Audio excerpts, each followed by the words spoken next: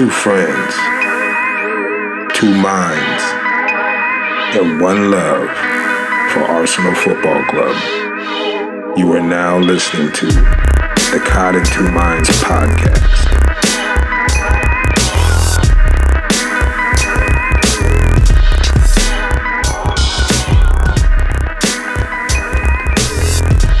Well, hello there.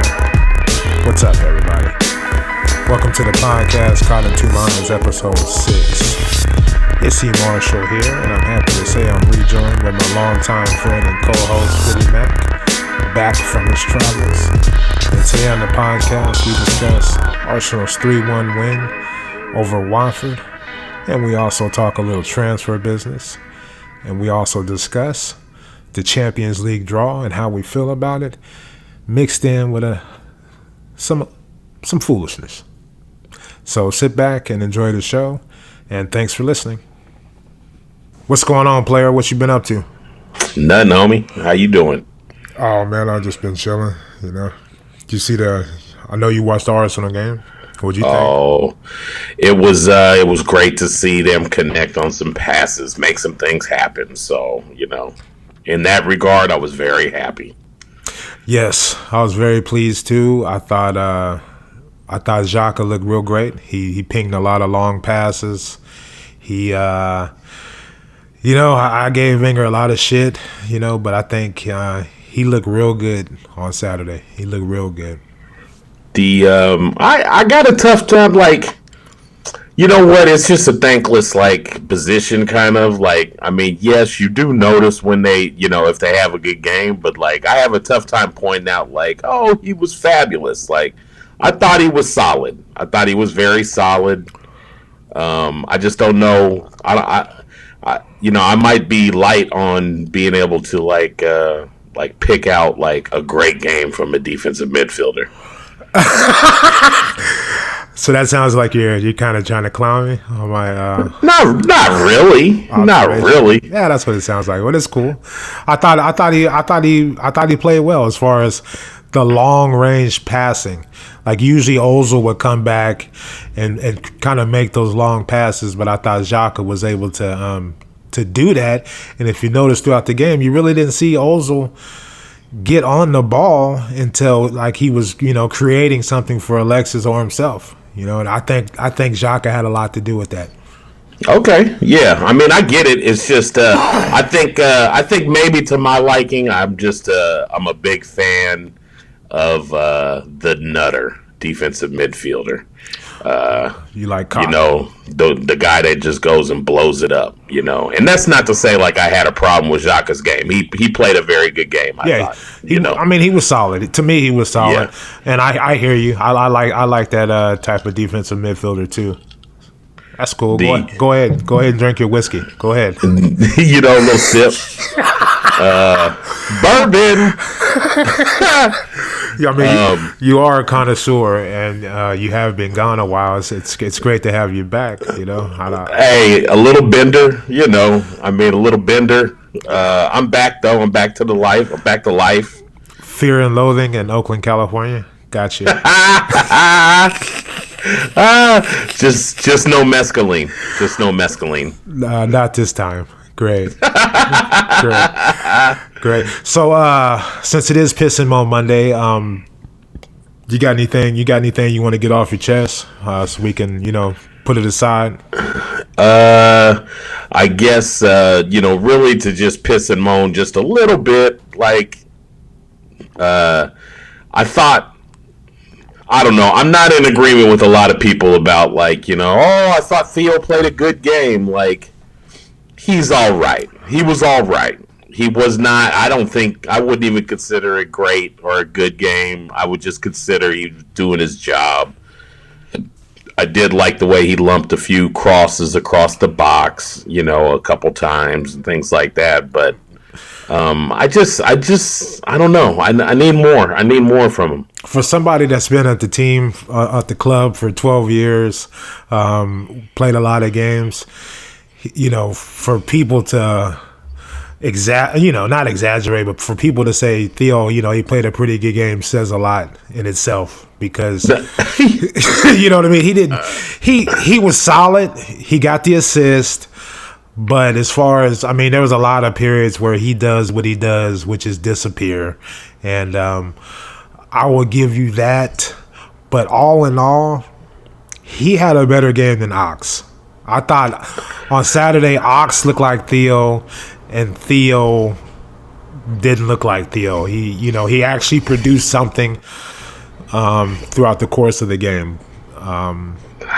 Hey, point well taken. I get it. Excuse me. Ox was definitely a kind of a lost soul out there on the pitch. Yes.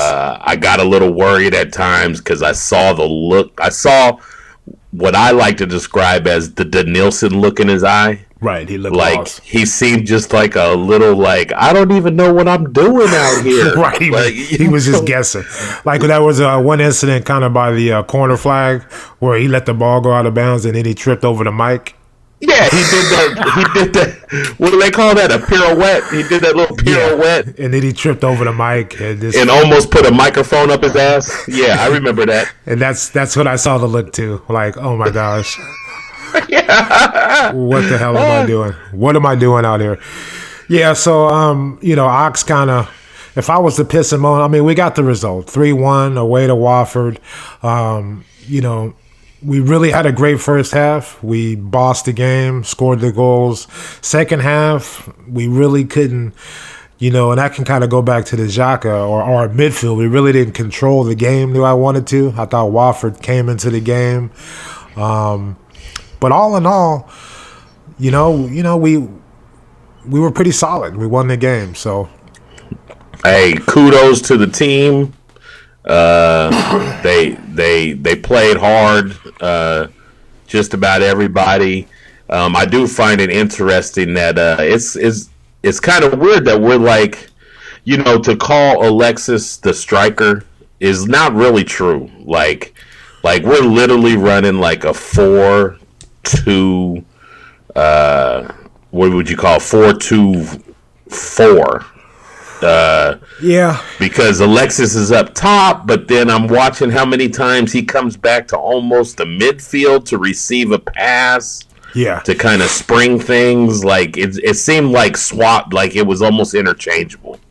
It was interchangeable. There was in that first half. This is strange. I was gonna say, all season. It's only been 3 games, but I was saying he can't play center forward. But I thought if Saturday was a representation of him playing center forward, then he did a pretty good job as far as he won the penalty. He was in the box by himself. He won that penalty, and he was on the end of Theo's cross and kind of dangled it into the net. But yeah, you're right. And that's just his style. Like, he's all over the place, you know what I mean, when he plays. So the sooner he gets back on the left and can cut in on that right foot, I think we'll see the best Alexis, you know what I mean? Yeah. To like almost use an example, like when you let him loose like this, then I don't have a problem. I still might have some preferences of where I would rather have him and have a real striker out there. But when we have to play that way, like, I'm cool with it if you're going to let Alexis kind of be free and roam around and do what he wants to do. Exactly. To try to make things happen. So, like, I was going to draw the comparison to, like a running quarterback in football, in American football. Yeah. Like, as soon as they try to, like, make him stay in the pocket, don't move, like, stay in there and fight it and pick it. Right. Like, that's when you get into trouble. So, like, let him be the player he is, and I'm happy with that. Right. That's when you handicap him, when you make him be who he's not, so to speak. One of the last things I want to talk about as far as the piss and moan would be the announcers. The announcers, they get to be a little biased when they're talking about Arsenal. I didn't get the one guy's name, but I mean, he swore up and down like that wasn't a penalty, and I was just sitting there screaming at the TV like, "What's the debate?" Like the guy just came and elbowed him in the back of the head in the box. And it's inevitable at some point. I'm probably going to be yelling in my house, "Hater, hater," because they're just haters. Right. It's ridiculous. But I mean, you know, besides that, not a lot to piss and moan about, and I'm happy about that. I'm glad we got the 3 points. We looked pretty good in the first half. Second half, but we didn't let Igalo and Troy Big Face Deeney, the man who plays with a quarter pounder with cheese in his pocket, we didn't let him get off. And one in each cheek. I mean, Jesus! Anybody see the size of that head? Yeah. Whoa. Yeah. Senior Big Face. He is very scary. Like I said last Thursday, fresh from his job at McDonald's, Troy Deeney's pulling up to the Vickery Lane, and he's gonna play today. You know what I mean? Changing his shirt as he's going to the field. Yeah, he's a mess. But he looked a little more out of shape than he normally did. Usually he's running all over the pitch like a fat bastard, but this time he was kind of quiet. So yeah, I mean, even though we're pissing and moaning, I'm gonna give Watford a little bit of credit to just even fight back, to like kind of stay in it. They control. On top of scoring the one goal, they definitely put some threats in. They controlled the game in the second half easily. We were just kind of running around, you know, putting out fires, but they pretty much controlled the game. So, yeah, hats off to them. What I'm going to go to next would be, one of the weird things is every time Arsenal get their shit together at the start of the season, there's an international break. You know what I mean? That kind of sucks. But at the same time, it gives the new signings an opportunity to come into the team and play, get settled. But Perez, he's gonna be with the team, so he'll be able to get acclimated. But Mustafi, he's gonna be with the German national team. But what do you think of the two? What do you think of the two signings? I'm happy. I'm very happy. Mustafi is, obviously an upgrade, not even because we're injured, but just an upgrade to our defense in general. But Lucas Perez, I get a little smile when I say it because he just seems like an Arsene Wenger find. Not that he's like completely off the map or nothing like that, but just a typical Wenger. He hasn't said a word about this guy, and he kind of just springs it on everybody. Like, well, no, we actually found a guy who, I don't care if it's in a lower division or not, man. If he puts 16 goals away, 17, and not 17 in La Liga. So it's not a lower division. That's a lesser team, I guess. But in the same regard, to score 17 goals in a season, I mean, that tells me you're a striker. Like, you could at least strike the ball. And put it away. Yeah, definitely. He Mustafi. How old is Perez? Perez is 27. He's been in La Liga, I think, his whole career. Some of his stats compared to Giroud's and Antoine Griezmann's. I'm just gonna kind of, it'd be Giroud, Griezmann, and Perez is the last one. Games played: Giroud 38, Griezmann 38, Perez 36. Goals: Giroud 16, Griezmann 22, Perez 17. Goals per game: Giroud 0.42, Griezmann 0.58, Perez 0.47. Assists: Giroud 6, Griezmann 5, Perez 8. Assists per game: Perez is leading that one. Shots, total shots: Perez has 85. Giroux has 80. Wow. Shots per game. Perez has 2.36. Shots on target. Perez with 50. Giroux with 43. You know what I mean? So yeah. I mean, that's legit. That's legit. I mean, he's comparable. He's playing in La Liga, which isn't, it's a solid league. Yeah. He's also created, in those 36 games, he created 72 chances. So that's wow. That's right up. That's not the same as Ozil, but not only does he score goals, make assists, but he also creates chances. So. And creating chances, definitely. I mean, it says that you're a team player. It says that that you're going to work the ball around. But my most important point about that is, we're not losing Giroud to get Perez. Exactly. We've got them both now. Exactly. We got bodies. We got squad depth. So I mean, we should feel like we can compete on all four fronts. Maybe. Mustafi is only 24. He's a German international. He's kind of got the same stature as he's not really tall like some of your other center backs, but he's probably a little taller than Koscielny. The fact that he's 24 and he signed for a 5-year contract to me is good business because Purr's 32, 34. I think Koscielny's turning 32. So to get a German national in at this age, I think is good business by Wenger. My only complaint is why did it take so long? But I'm not even going to harp on that. Because, it always happens like this. But, these two guys aren't world beaters. So the fact that this deal took forever is my only thing that I kind of just regret. Because it's like if we could have got these guys in before the season, we would have hit the ground running.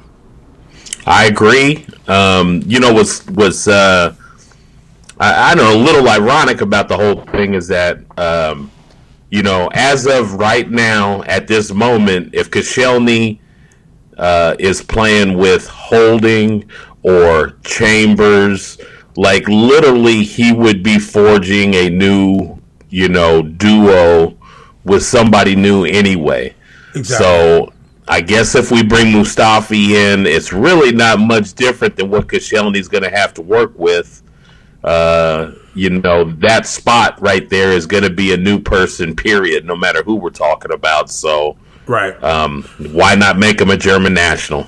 So exactly. Maybe our likes would be that Mustafi, got maybe a month with the team under the belt before he came, had to start, being counted on. But, in reality, what we have to work with, I plug him in. I don't want to see silliness. I don't want to see silliness like, we need to still get him acclimated. This is a defender, okay? He knows what to do. Right. He should fall right in. He should fall right into the team. It kind of sucks for Holding because he's been playing good. He's been solid. But at the same time, he's 20 years old. And he's coming straight from League One. He'll understand. And let's see. We got Alone Chambers out. Let's get on to the Champions League. Were you able to notice the groups or see anything about the groups?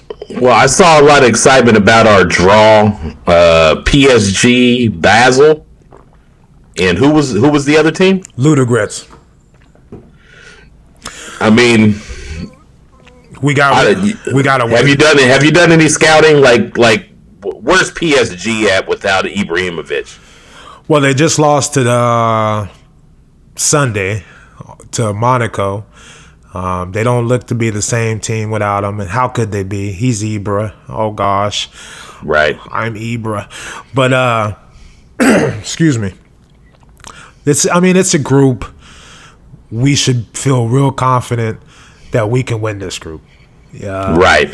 And the fact that we shit the bed the last two group stages of the Champions League, hopefully we've learned our lessons. We're not screwing around. He's not He's not going to start Ospina in a crucial Champions League game. He'll play check and just keep the team solid.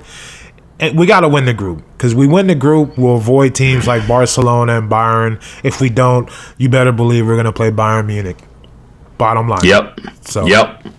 I mean, if there's anything to piss and moan about, then it's just, hey, Wenger, listen to me. Don't play a full team of backups, in these games, man. Can't screw around. If it means you got to intermingle some of our stars with some of the backups, maybe you test that for a game and hopefully you get a win out of it or something. But if one loss or one draw, man, load the team the next time we go out there. Load them. You can't be screwing around. You got to have a team ready to play. You got to, we have to win this group. This is one of the easiest groups we've had in a while. And PSG without Ibrahimovic, with the team we have now, we should definitely win this game. So that'll do it with football talk, so to speak.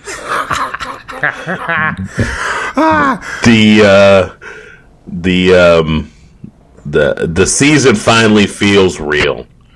3 games in, and we got our transfers in the door. I'm gonna finally say it. I'm really excited for the season. Right. Let's get this show on the road. Definitely. But if I mean, we're already looking up though. We're already looking up the table. We're going to be trying to catch people for a while now. Right. We're playing catch up. Are you all caught up on Ray Donovan? Yes, I'm caught up. Tonight's the last episode, I believe. I'm not. And it was awesome. Oh, you're not caught up. I'm not caught up. Okay. No spoilers. And what's the other one about the Pakistani guy who killed somebody? The night of. The night of. Everybody's losing their freaking mind about that, so I got to watch that now. Yeah, it's just a lot. They kind of jumped the shark last week a little bit. It was the finale. No. I think tonight will be the finale. Got you. Yeah, they kind of went somewhere on last week's episode that was like kind of like what's this about? Why did you do that? Like, what do you do? I'm just playing. It's just something silly with the lawyer chick, and it was just like, interesting. This seems kind of out of place. But yeah, who knows? Yeah, those are the 2 shows going for me right now, along with the American Big Brother 16. Yes, folks, I watch reality TV. Oh my gosh, are you kidding me? You watch that crap? You got a crush on Mama Day? You want to sniff her ass? Is that what's going on? Come on, it's all about the airhead. Everybody knows. Which one? Natalie. Oh my gosh, I'm a cheerleader. I can't stand baby talk. You know what I mean? Like, I've never seen anybody like you. Like, you literally cringe. You're like, fingers on a chalkboard.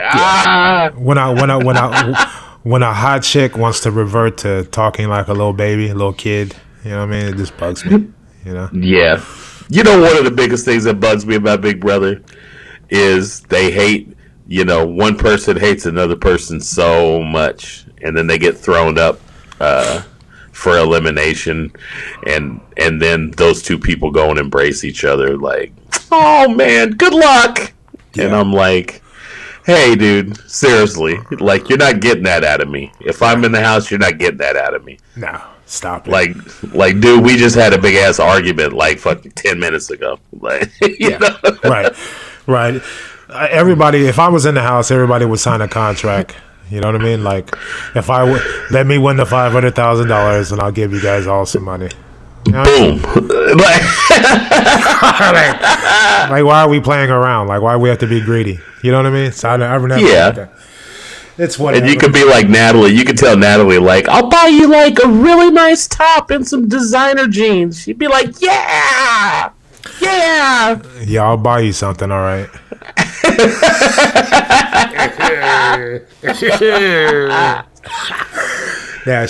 Well, whatever, dude. That'll do it, man. Any advice you want to give the people? I think last week I gave the people, stop being zombies. Just anything you want to throw out there, a little inspiration or some shit. You know what? I just want to tell everybody. Okay, that's it. That's it. Stop right now. Now, go ahead. I'll just play. You should live by this motto. It ain't easy being me, so stop trying, motherfuckers. I think I'm gonna throw up. That was good, dude. I like that a lot. I want to hit my crack pipe so bad right now, but I can't. Old ball gooner. I told you, it's not a bong. Yeah. But anyway, that's going to do it. We're going to end this. It's been wonderful. Thank you guys for tuning in. Fitty, what's your Twitty? Hey, you can find me at Gooner Rush. Gooner Rush. That's Gooner Rush. This motherfucker. And you can find me at E Marshall. That's EMARSHO.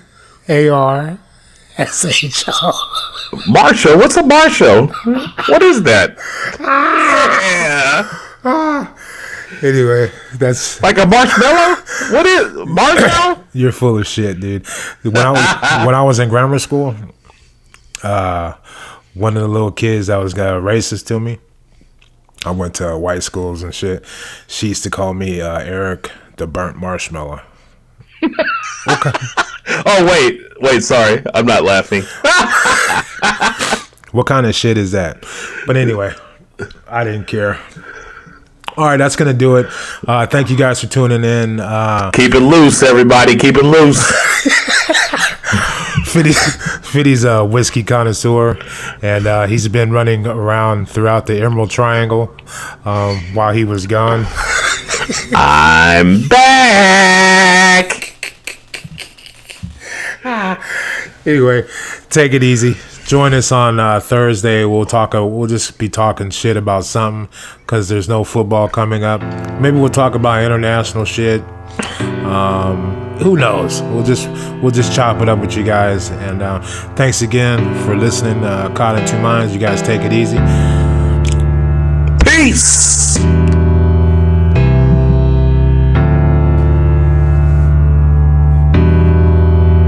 Thank you guys for tuning in to Caught in Two Minds. Please head on over to iTunes and subscribe, rate, and review the show. All feedback is much appreciated. If you would like to contact the show, drop us an email at citmpodcast@gmail.com. And be sure to follow us on Twitter at citmpodcast, at Gooner Rush, and at eMarshall. That's EMARSHO. The music in this podcast has been provided by Statx. If you like what you hear, be sure to check them out at statxentertainment.com and follow them on Twitter and Instagram at Statx Music. That's STATX Music. Peace.